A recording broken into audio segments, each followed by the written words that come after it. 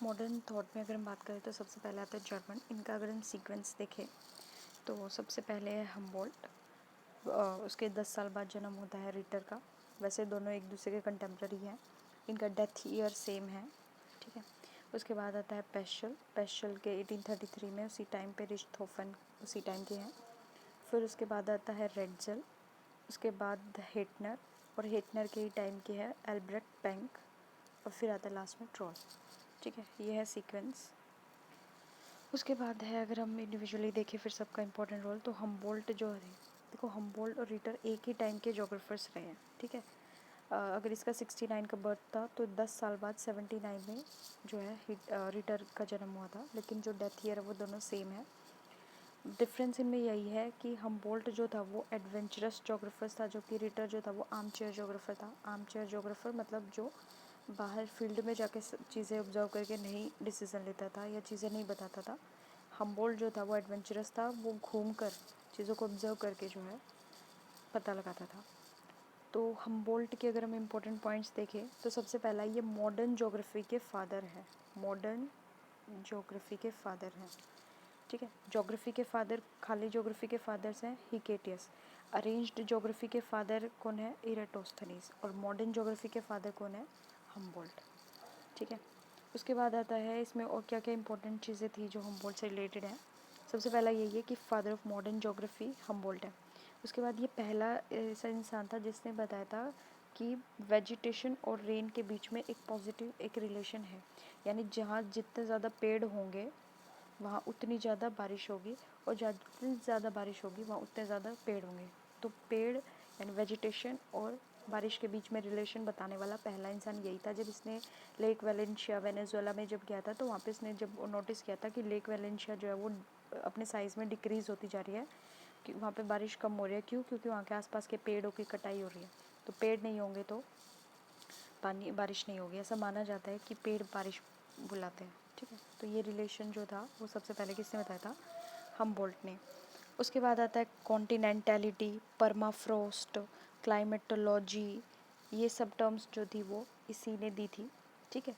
कॉन्टिनेंटैलिटी वही होता है कि कॉन्टिनेंट के जितना तुम अंदर मूव करते हो टेम्परेचर में वेरिएशंस उतनी ज़्यादा होने लगती हैं, ठीक है।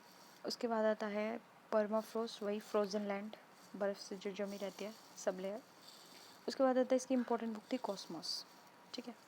ये हो गया हम्बोल्ट। उसके बाद रिटर का अगर हम देखें तो रिटर की क्या क्या इंपॉर्टेंट चीज़ें हैं। इसकी इंपॉर्टेंट बुक कॉस्मोस थी हम्बोल्ट की। रिटर की इंपॉर्टेंट बुक कौन सी थी? अर्धकुंडे, ठीक है, अर्धकुंडे यानी अर्थ साइंस। और इसकी जो फेमस स्टेटमेंट्स थी वो क्या क्या थी? Ask earth for its loss, कि अर्थ से पूछो उससे लॉस, उसके लॉस के बारे में, ठीक है। उसके बाद doctrine of unity in diversity, वो भी इसी ने दी थी, ठीक है।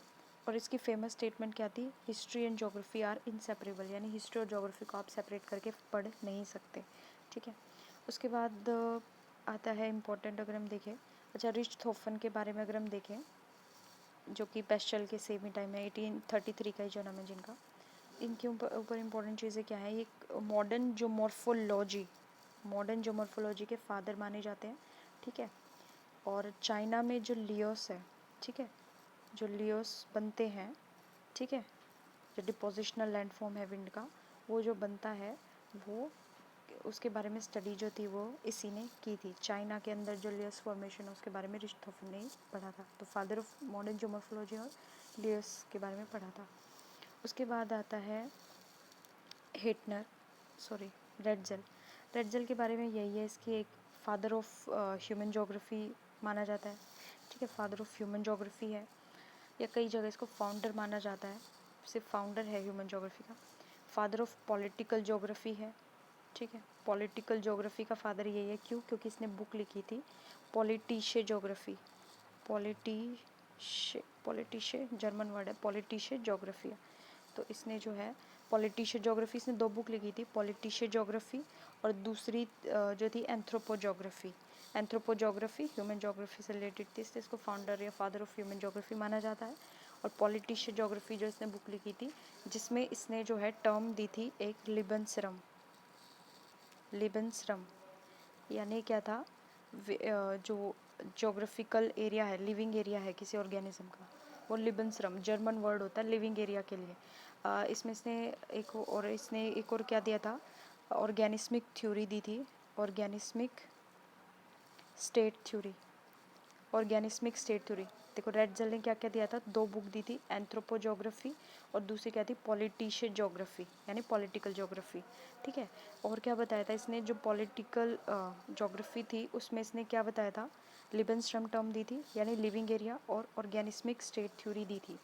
इसमें इसने बेसिकली क्या बताया था कि एक जो स्टेट है वो एक ऑर्गेनिज्म की तरह बिहेव करता है। जैसे एक ऑर्गेनिज्म को भूख लगती है और उसे ग्रो होने के लिए खाने की ज़रूरत होती है, नरिशमेंट की ज़रूरत होती है, और वो रिसोर्सेज खाता है, चीज़ें खाता है, फूड को गेन करता है, खाता है अपनी नरिशमेंट के लिए, ज़िंदा रहने के लिए। इसी तरीके से एक स्टेट होता है जिसको ज़िंदा रहने के लिए रिसोर्सेज की ज़रूरत है, और उस रिसोर्सेज को वो कैसे लेगा, जब वो आसपास के एरियाज़ में अपने आप को फैलाएगा, यानी आसपास के जो वीक एरियाज़ हैं उनको अपने कब्ज़े में करके वहाँ के रिसोर्सेज को यूज़ करेगा, यानी एक तरीके से अपना खाना लेगा और ग्रो करेगा। ठीक है, एक स्टेट एक ऑर्गेनिज्म की तरह बिहेव करता है, ये इसने अपनी इस ऑर्गेनिस्मिक स्टेट थ्योरी में बताया था। ठीक है, अगर एक स्टेट ज़िंदा रहना चाहता है तो उसको क्या करना चाहिए, अपने आसपास के एरिया को अपने अंडर लेके और रिसोर्सेज को वहाँ से ले, क्योंकि उस टाइम पे रिसोर्सेज एक पर्टिकुलर पीस ऑफ लैंड से गेन नहीं हो सकते थे। उस टाइम पे माना जाता था जितनी ज़्यादा आपके पास लैंड होगी उतने ज़्यादा रिसोर्सेज होंगे। ठीक है, और लैंड लेने के लिए क्या करेंगे, आसपास जो कमज़ोर हैं उनकी लैंड छीन लो, उनके ऊपर कब्ज़ा कर लो। तो इसको इसने ऑर्गेनिज्मिक स्टेट थ्योरी में बताया था, जिसमें कहा था कि एक ऑर्गेनिज्म की तरह स्टेट बिहेव करता है। उसके बाद आता है, अगर देखें हेटनर के बारे में क्या क्या चीज़ें इंपॉर्टेंट है। हेटनर जो था रिचथोफन और रेटजेल का प्यूपल था, यानी उनका शिष्य था। ठीक है, रेटजेल का भी और रिचथोफन का भी। और लैंडशाफ्ट कुंडे इसने दिया था। ठीक है, और इसने जो है ना मटेरियलिस्टिक और नॉन मटेरियलिस्टिक की ऑपोजिट डेफिनेशन दी थी, यानी मटेरियलिस्टिक को नॉन मटेरियलिस्टिक बता दिया था और नॉन मटेरियलिस्टिक को मटेरियलिस्टिक बता दिया था। ठीक है, उसके बाद आता है एल्ब्रेक्ट पेंक जो था, इसने क्या किया था, एक सेकेंड। ठीक है, एल्ब्रेक्ट पेंक का इम्पोर्टेंट क्या क्या है इसमें, सबसे पहले इसने बताया था relation between temperature and evaporation. ठीक है, जितना ज़्यादा टेम्परेचर होगा उतना ज़्यादा इवेपोरेशन होगा। इस बारे में किसने बताया था, एल्ब्रेक्ट पेंक ने बताया था। दूसरी इसने क्या बताई थी, इफ़ेक्टिव रेनफॉल के बारे में इसने बताया था। ठीक है, तीसरी इसकी इम्पोर्टेंट स्टेटमेंट थी कि geography is a bridge between natural science, क्या था कि ज्योग्राफी जो है वो ब्रिज की तरह काम करता है, किस किस के बीच में, नेचुरल एंड सोशल साइंस के बीच में।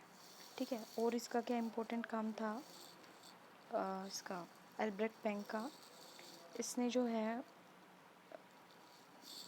अच्छा, इस टोपोग्राफिकल मैप्स का जो कंसेप्ट था वो सबसे पहले इसी ने दिया था। ठीक है, उसके बाद है इसके काम को, ठीक है, इसके काम को किसने यूज़ किया था फिर, जो एल्ब्रेक्ट पेंक था, इसके काम को इंस्पिरेशन इसने 2 जनों को दी थी, मतलब मेनली 2 जनों को इंस्पायर किया था। एक था इसका बेटा डब्ल्यू पेंक, वॉल्टर पेंक, और एक था कोपेन। ठीक है, कोपेन ने जो है इसकी जो इफ़ेक्टिव रेनफॉल थी और ये जो टेम्परेचर और इवेपोरेशन के बीच रिलेशन है, इन कंसेप्ट को यूज़ करके इसने अपनी क्लाइमेटिक क्लासिफिकेशन दी थी। और दूसरा जो इससे इंस्पायर हुआ था वो उसका बेटा था वॉल्टर पेंक। ठीक है, उसने फिर बाद में जो है डेविस को क्रिटिसाइज़ भी करता है ना, उसकी साइक्लोफिरोजन को, उसके बाद जो क्रिटिसाइज़ करता वो यही था, डब्ल्यू पेंक। ठीक है, ओके, ये थे इम्पोर्टेंट जर्मन जोग्राफर्स। ठीक है।